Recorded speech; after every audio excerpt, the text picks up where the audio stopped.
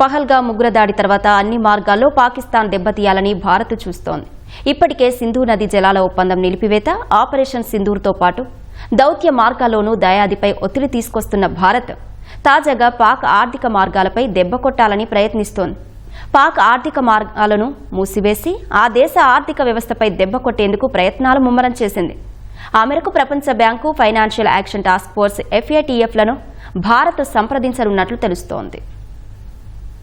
పహల్గామ్ ఉగ్రదాడి తర్వాత పాకిస్తాన్కు తగిన రీతిలో బుద్ధి చెప్పిన భారత్ ఇప్పుడు వారి ఆర్థిక మార్గాలను దెబ్బతీసేందుకు ప్రయత్నాలను ముమ్మరం చేస్తోంది. సింధు నది జలాల ఒప్పందాన్ని నిలిపివేయడంతో పాటు ఆపరేషన్ సింధూర్తో ఉగ్రస్థావరాలను నేలమట్టం చేసింది. ప్రత్యేక బృందాల ఏర్పాటుతో దౌత్య మార్గాల్లోనూ దాయాదిపై ఒత్తిడి తీసుకొస్తోంది. ఇప్పుడు పాక్ ఆర్థిక మార్గాలను మూసివేసి ఆ దేశ ఆర్థిక వ్యవస్థపైన దెబ్బ కొట్టేందుకు భారత ప్రయత్నాలను ముమ్మరం చేసింది. ఈ మేరకు ప్రపంచ bank, financial action task force FATFలను భారత్ సంప్రదించనుంది. రుణాలపై ఎక్కువగా ఆధారపడుతున్న పాక్కు జూన్ నెలలో $20 బిలియన్ ప్యాకేజీని అందించేందుకు ప్రపంచ బ్యాంక్ ఆమోదం తెలిపే అవకాశముంది. ఈ అంశాన్ని పునఃపరిశీలించాలని ప్రపంచ బ్యాంకు భారత్ కోరనుందని సంబంధిత వర్గాలు వెల్లడించాయి. పహల్గామ్ ఉగ్రదాడి తర్వాత పాక్ రుణాలు అందించే అంశంపై మరోసారి పునరాలోచన చేయాలని ప్రపంచ బ్యాంకును భారత్ కోరనున్నట్లు తెలిపాయి. అసలే అడుక్కు తినే పరిస్థితుల్లో ఉన్న పాక్ ప్రపంచ బ్యాంక్ ఇచ్చే $20 బిలియన్ ఆర్థిక సాయంపైనే ఎన్నో ఆశలు పెట్టుకుంది.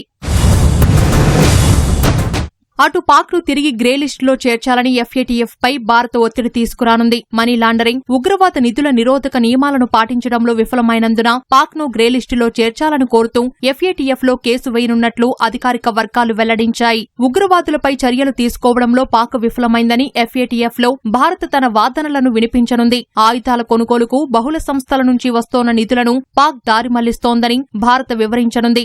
FATF ప్రమాణాలను పాటించడంలో విఫలమైన దేశాలపై చర్యలు తీసుకునేందుకు FATF ప్లీనరీ ఏడాదికి 3 సార్లు సమావేశమవుతుంది. ఫిబ్రవరి, జూన్, అక్టోబర్లలో సమావేశాలు ఉంటాయి. వచ్చే నెలలో సమావేశం జరగనున్న నేపథ్యంలో పాక్ను తిరిగి గ్రే లిస్టులో చేర్చాలని భారత్ ఒత్తిడి తీసుకురానున్నట్లు తెలుస్తోంది.